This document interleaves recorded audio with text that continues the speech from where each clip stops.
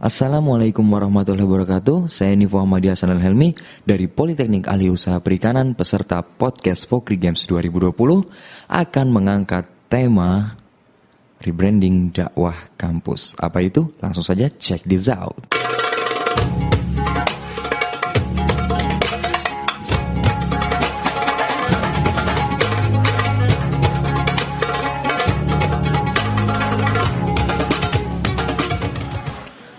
Assalamualaikum warahmatullahi wabarakatuh. Alhamdulillah wa syukurillah. Puji syukur kehadirat Allah Subhanahu wa taala, dan tidak lupa kita selalu bersolawat kepada junjungan Nabi besar Muhammad sallallahu alaihi wasallam. Pada kesempatan kali ini saya akan membahas tema podcast yang sangat menarik. Terima kasih banyak untuk panitia telah memberikan tema yang menarik untuk dibahas, yaitu rebranding dakwah kampus. Pertama-tama alhamdulillah saya sangat bersyukur saya diberi kesempatan, saya bisa mengikuti lomba podcast Fokri Games 2020 ini. Dan alhamdulillah juga dakwah semakin banyak medianya. Podcast. Ya, saya baru sadar kalau dakwah bisa dimasukkan ke podcast. Alhamdulillah. Jadi orang gak ada alasan lagi untuk tidak mendengarkan dakwah ya, karena bisa di mana saja. Dan alhamdulillah sekarang sudah banyak orang-orang yang berdakwah melalui media podcast ini.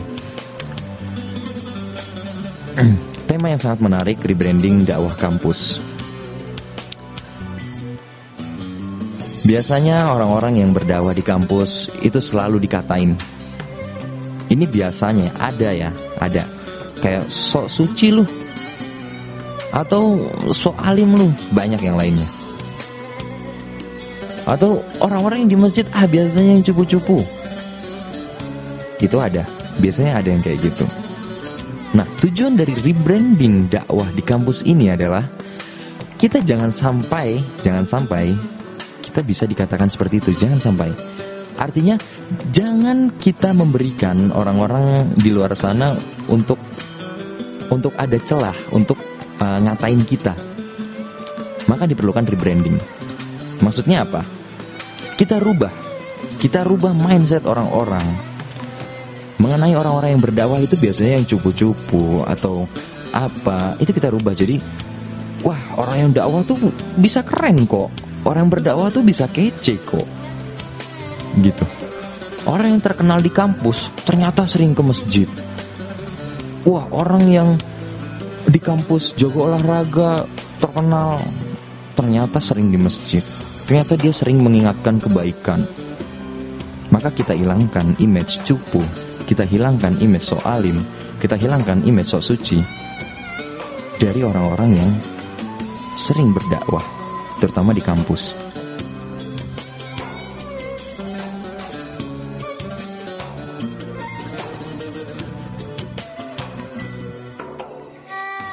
Kita hilangkan tujuannya agar mereka tuh bisa mengikuti kebaikan yang kita tularkan, dan tidak ada celah dari mereka untuk ngatain kita. Ini saya pakai bahasa yang agak-agak gaul agar mudah dimengerti dan asik pembawaannya ya. Semoga asik insyaallah. Lalu bagaimana caranya untuk mengatasi orang-orang yang suka ngatain, orang-orang yang suka ngatain sok alim, sok jago, pokoknya pusing. Terus sehingga membuat kita mutung, udah deh gue gak usah dakwah lagi deh, capek gue dikatain mulu. Jangan kayak gitu, namanya berdakwah berat, banyak ujiannya.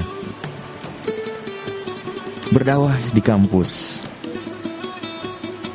itu berat, apalagi anak muda kan. Biasanya kan teman-teman kita suka pakai alasan, kita semua pendosa, cuma beda aja jenis maksiatnya. Loh, kalimat ini jangan dipakai untuk mewajarkan dosa yang kita perbuat ya teman-teman. Dosa ya tetap dosa. Ngingetin orang lain gak harus nunggu suci dulu kok. Soalnya gak bakal ada orang suci dari dosa. Gak bakal ada. Dan juga kalimat kita semua pendosa. Sering banget kan tuh dibilangin, dikatakan sama teman-teman di luar, kita semua pendosa. Itu benar. Cuma jangan digunakan untuk menolak nasihat orang lain, melainkan untuk introspeksi diri, self reminder. bahwa kita itu juga pendosa. Maka ayo sama-sama perbaiki diri, ayo sama-sama taubat. Emang gak ingat Rasulullah SAW pernah bersabda yang artinya seluruh anak Adam berdosa, dan sebaik-baiknya orang yang berdosa adalah yang bertaubat. Hadis riwayat Ibnu Majah nomor 4241. Sama ini juga banyak orang yang bilang ya, lebih baik jadi pemaksiat tapi ingat dosa daripada yang ahli ibadah tapi suka pamer ibadah. Loh, seakan-akan mereka itu bangga dengan maksiat yang mereka lakukan. Bangga kok dengan maksiat, ya kan? Kalau belum bisa jadi orang baik, setidaknya jadilah orang yang bertaubat dari maksiat. Bukan malah lebih baik jadi bukan, mana ada lebih baik jadi pemaksiat. Dan kalau belum bisa jadi orang baik, setidaknya bisa jadi orang yang berguna buat yang lainnya. Kalau punya temen yang sering ngingetin perihal dosa, itu tandanya temenmu peduli. Jangan pernah beranggapan dia sok suci, sok alim. Apalagi ini pasti relate banget nih buat teman-teman yang sering ngingetin teman-teman yang lain, yang teman-teman yang sering berdakwah ya. Pasti relate nih. Pasti pernah kan dibilang, siap bang jago, siap bang alim. Misalkan kayak kita mengingatkan yang baik gitu kan, kayak bro aja nih sholat yuk. Siap bang jago, bang alim. Memang rasanya pengen nyentil ke mulut gitu kan. Tapi ya gimana, itu ujian untuk kita. Itu ujian dari Allah untuk kita sebagai pendakwah, sebagai pengingat yang baik. Itu ujian. Jangan diladenin. Ya, yang penting udah ngingetin. Karena lebih baik mengingatkan daripada kita melihat keburukan tapi kita gak ngapa-ngapain gitu loh. Ya kan? Memberi nasihat gak perlu nunggu bener kok. Kalau nunggu benar kapan sadarnya, kapan introspeksinya? Ya, kita semua pendosa. Kita semua pendosa benar, tapi nggak bisa dijadiin tameng buat nutup diri dari nasihat orang lain tuh nggak bisa. Ingetin hal baik itu bukan karena sudah baik, tapi ya karena supaya saling baik gitu. Supaya kayak, ayo sama-sama belajar, ayo sama-sama baik gitu. Nah, bagaimana cara mengatasi orang-orang yang mulutnya itu julid? Kita sebagai pendakwah di kampus, bagaimana cara mengatasi orang-orang yang mulutnya julid, yang suka bilang kita semua pendosa, yang suka bilang berkedok, open minded, terus suka bilang siap bang jago, bang alim. Gimana caranya? Caranya adalah kita memakai reverse psychology atau psikologi terbalik. Bagaimana caranya? Sebenarnya kuncinya adalah, gampangnya ya, adalah sabar dan gak dimin aja gitu. Misalnya dia ngomong, sip bang jago, bang alim, gue mah apa gak alim. Gak usah dibalas, gak usah mencak-mencak kayak apaan sih, kan gue cuma ngingetin. Gak usah, tinggal kita ketawa aja kayak. Ketawanya 3 kali aja. Oke bro, aku sholat duluan ya, nanti kamu nyusul. Selesai. Gak usah diladenin. Jadi anggap kayak omongan dia yang julid itu kayak nggak kita dengar gitu. Ingat rumusnya, ketawa 3 kali plus oke bro. Contoh, siap bang jago, bang alim, silahkan duluan sholat. Ingat rumus tadi, 3 ketawa plus oke bro. Oke bro, tambah keterangannya.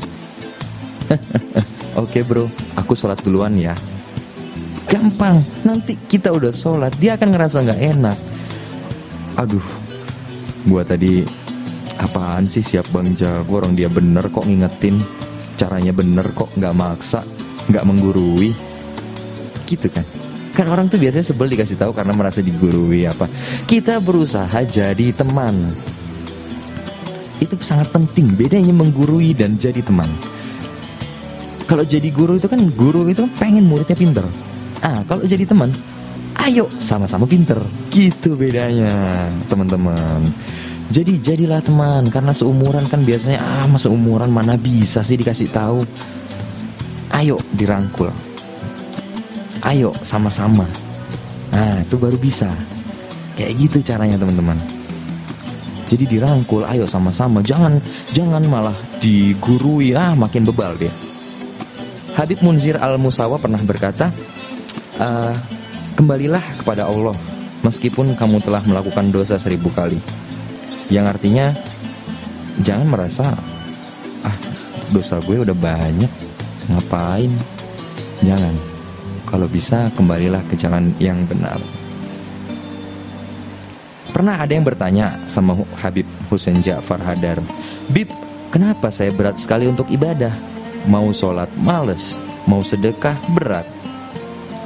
Kata Jalaluddin Rumi, tanpa cinta semua ibadah adalah beban. Nah, sudah tugas kita sebagai pendakwah di kampus nih, kita harus rebranding kan. Kita tumbuhkan rasa cinta untuk ibadah kepada teman-teman kita sehingga tidak berat menjalankannya. Bagaimana cara menumbuhkan rasa cinta? Kita rangkul, jangan kita nasihati. Maksudnya nasihatnya menggurui ya, jangan kita gurui, jangan kita harus begini, jangan begini. Rangkul, sholat yuk, apa yuk. Insya Allah bisa, terbuka pintu hatinya. Saya juga paham kok, teman-teman pasti malas dengar excuse teman-teman yang lain tuh, yang susah dibilangin. Loh, gue emang orangnya gini kok. Loh, udahlah, gue emang orangnya gini, emang defaultnya gini, disuruh sholat kayak, enggak kok gue emang gini, udahlah gak usah. Lo padahal kan bisa jadi lebih baik. Kenapa enggak gitu kan? Kamu bukan bonsai, grow up. Dan untuk orang-orang yang putus asa, teman-teman biasanya ya, teman-teman yang gak mau sholat itu kan udah, biasanya ada ya kasus yang, gue gak pernah gini, udahlah gue gak usah sholat, percuma, gue gak pernah ini, gue gak pernah dikasih apa yang gue minta. Percayalah, Allah genggam semua doa kita, lalu dilepaskan satu persatu pada saat yang paling tepat. Bersangkalah baik pada Allah, semuanya sudah disusun cantik jalan cerita kita. Nah, seperti itu. Doa-doa yang belum terkabul itu bisa jadi diganti loh dengan badan sehat, orang tua sehat, tidur nyaman, gak kehilangan harta, gak celaka di jalan, gak dibohongi orang, gak rugi bisnis, dan lain-lain. Jangan merasa jadi manusia paling gak bahagia hanya karena yang kamu minta tuh belum dikasih. Jangan. Oke, cobaanmu terasa banyak dan memberatkan karena kamu merasa kecil dan sendiri. Coba deh yakinin hati, kalau kamu itu punya Allah, insya Allah kamu yang kecil itu ngerasa punya kekuatan besar. Jadi itu teman-teman, kita sebagai agen pendakwah di kampus memang harus sabar. Jangan capek-capek untuk merangkul. Kita harus rebranding juga image-image mendakwah di kampus. Kita harus rebranding, pokoknya kita harus kelihatan memang kita pantas gitu untuk merangkul. Kita keren kok gitu. Dan untuk teman-teman yang julid nih ya, siapa tahu ada yang denger nih. Dan untuk teman-teman yang julid, yang suka ngatain soalim, ingat, orang yang disakiti lalu memaafkan itu bahaya. Mungkin dia bisa legowo, tapi kini urusanmu justru dengan penciptanya. Hati-hati teman-teman. Ya, semoga teman-teman yang belum sadar mendapatkan hidayah. Dan untuk teman-teman yang berdakwah, agen-agen pendakwah yang hebat, teruslah berdakwah, jangan capek. Kita sama-sama membuat orang-orang menjadi lebih baik, diri kita lebih baik, semua lebih baik untuk muslim sejati yang lebih baik. Oke, alhamdulillah sudah berada di penghujung podcast. Alhamdulillah wa syukurillah untuk teman-teman yang dengar, semoga bermanfaat untuk semuanya. Semoga bisa diambil sari-sari yang baiknya dan bisa dibuang kata-kata yang buruknya.